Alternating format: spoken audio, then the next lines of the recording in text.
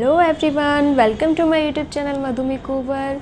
तो गाइज़, मैं आज आप सभी के लिए लेके आई हूँ थ्रेडिंग की थर्ड डे क्लास, जिसमें मैं आप सभी को बताऊंगी कि जब हम कस्टमर की थ्रेडिंग करते हैं तो उस टाइम हमें अपने स्टैंडिंग पोजीशन क्या रखनी होती है। गाइज़, जब हम लोग बिगिनर्स होते हैं तो हम थ्रेड चलाना तो सीख जाते हैं, लेकिन जब आईब्रोज़ बनाने की बारी आती है तो हम ये समझ नहीं पाते हैं कि हमें अपनी स्टैंडिंग पोजीशन क्या रखनी है। राइट हैंड साइड की आईब्रो बनानी है तो हमें किस साइड खड़े होना है, और लेफ़्ट हैंड साइड की आईब्रो बनानी है तो किस साइड खड़े होना है। इस चीज़ का हमें हमेशा कन्फ्यूज़न होता है। तो गाइज़ देखिए, मैंने अपनी डमी को जिस तरीके से बिठाया है, ऐसे ही आपके सैलून या पार्लर में कस्टमर आके बैठते हैं, या फिर आप घर पर भी आईब्रोज़ बनाती हैं तो कस्टमर इस तरीके से ही बैठते हैं। तो गाइज़ देखिए, ये मेरा लेफ़्ट हैंड साइड है, ये मेरा राइट हैंड साइड है, और ये मेरा लेफ़्ट हैंड साइड है। तो देखिए, ये जो साइड, इस साइड की जो आईब्रो है वो राइट हैंड साइड की आईब्रो है। तो गाइज़, हमेशा हमें एक चीज़ याद रखनी है कि जब भी हम राइट हैंड साइड की आईब्रो बनाएंगे तो उसके जो हेयर्स हैं वो राइट हैंड साइड में ही आते हैं। देखिए इस तरीके से आपको मेरे हेयर्स दिखाई दे रहे हैं, इनका डायरेक्शन इस साइड में है। तो ऐसे ही हमारी डमी का जो हेयर का डायरेक्शन है वो राइट हैंड साइड में ही है। तो हमें हमेशा राइट हैंड साइड की आईब्रोज़ जब भी बनानी है तो लेफ़्ट हैंड साइड में अपना थ्रेड खींचना है। यानी कि जैसे मैंने आपको बताया था कि हमें अपना थ्रेड लूप बनाना है इस तरीके से। तो हमने अपना थ्रेड लूप बनाया, तो हमें क्या करना है, ये जो नॉट है ये अपोजिट डायरेक्शन में रखनी है, और जब हम इस थ्रेड को खींचेंगे तो हमारा थ्रेड आगे की तरफ जाना चाहिए, क्योंकि हमारा हेयर का डायरेक्शन इधर था तो हमारा थ्रेड आगे की साइड में जाएगा। तो इस तरीके से हमें थ्रेड चलाना है। तो गाइस देखिए, ये जो हेयर थे डमी के, ये राइट हैंड साइड में जा रहे थे, तो मुझे क्या करना है, अपना जो लूप लेना है उस तरीके से रखना है और उल्टा खींचना है इसको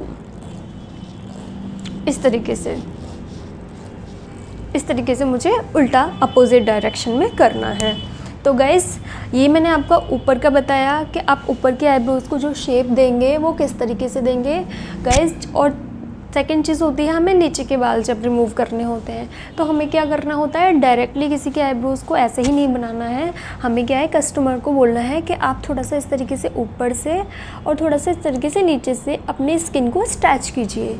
उसके बाद ही आपको नीचे के हेयर्स रिमूव करने हैं, क्योंकि अगर आप विदाउट स्ट्रेच किए आप आईब्रोज़ बनाने लग जाएंगे तो क्या होगा कि कस्टमर की आईब्रोज़ में कट लगना ही लगना है। तो आप विदाउट स्ट्रेच किए ये गलती कभी मत कीजिएगा। तो गाइज़, इस तरीके से हमें राइट हैंड साइड की आईब्रो करनी थी। अब मैं आपको बताती हूँ कि अगर हम लेफ़्ट हैंड साइड की आईब्रो करेंगे तो हमारी स्टैंडिंग पोजीशन क्या रहेगी। जैसा आपको बताया, हमने राइट हैंड साइड की आईब्रो सामने खड़े होकर कर रही थी, और लेफ़्ट हैंड साइड की जो आईब्रो है उसको हम पीछे खड़े होकर करेंगे। हमने क्या किया, कस्टमर के पीछे खड़े होकर आईब्रोज़ करनी है। तो गाइज़, ये मैंने अपना थ्रेड लिया इस तरीके से, और आप देखिए मैंने इसमें राउंड्स दिए और मैंने अपने थ्रेड का ये लूप रेडी कर लिया।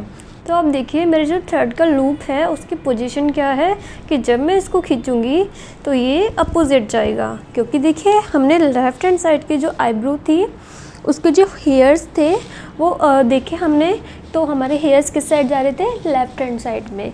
जैसे कि मैंने अपने आईब्रोज़ में आपको दिखाया, ये देखिए मेरे जो हेयर्स हैं लेफ़्ट हैंड साइड के आईब्रो के वो कैसे जा रहे हैं, लेफ़्ट हैंड साइड में जा रहे हैं। तो जब मैं अपना थ्रेड चलाऊंगी तो कैसे चलाऊंगी, अपोजिट में चलाऊंगी, जिससे कि ये हेयर्स यहाँ से फंसने के बाद इस तरीके से निकल के आएगा।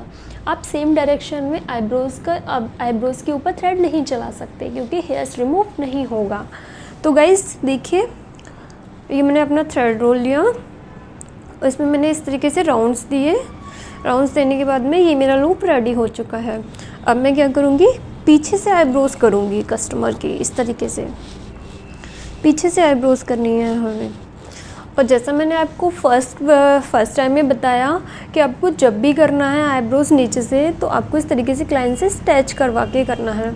तो आप जब भी आईब्रोज़ नीचे की करेंगे तो क्लाइंट्स को बोलिए कि वो अपनी स्किन को स्ट्रेच कर लें, उसके बाद ही आप इस तरीके से नीचे से हेयर्स को रिमूव करेंगे। तरीके से आपको करना है।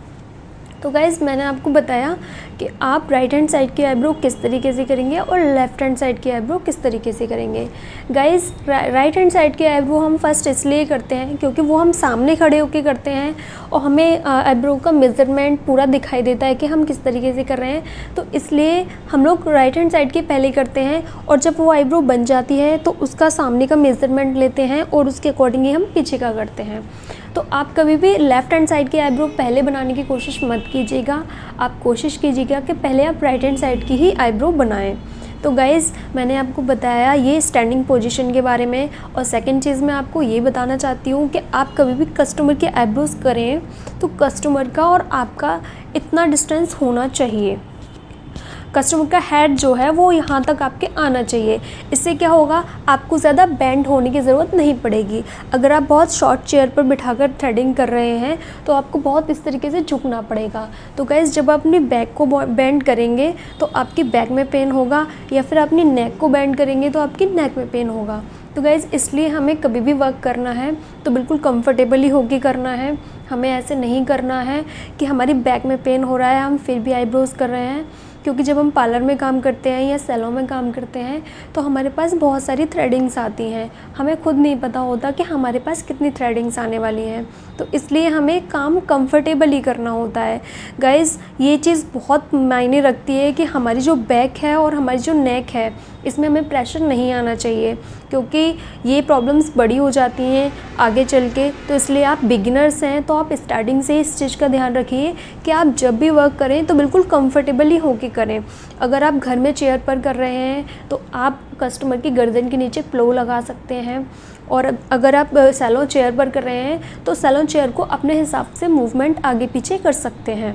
तो गाइज़ ये मैंने आपको बताया स्टैंडिंग पोजीशन के बारे में। अगर आपको वीडियो अच्छी लगी हो तो लाइक कर दीजिए, चैनल को सब्सक्राइब कर दीजिए और साथ ही बेल आइकन को प्रेस कर दीजिए, जिससे मेरी आने वाली अपडेटिंग वीडियोस आप तक जा सकें।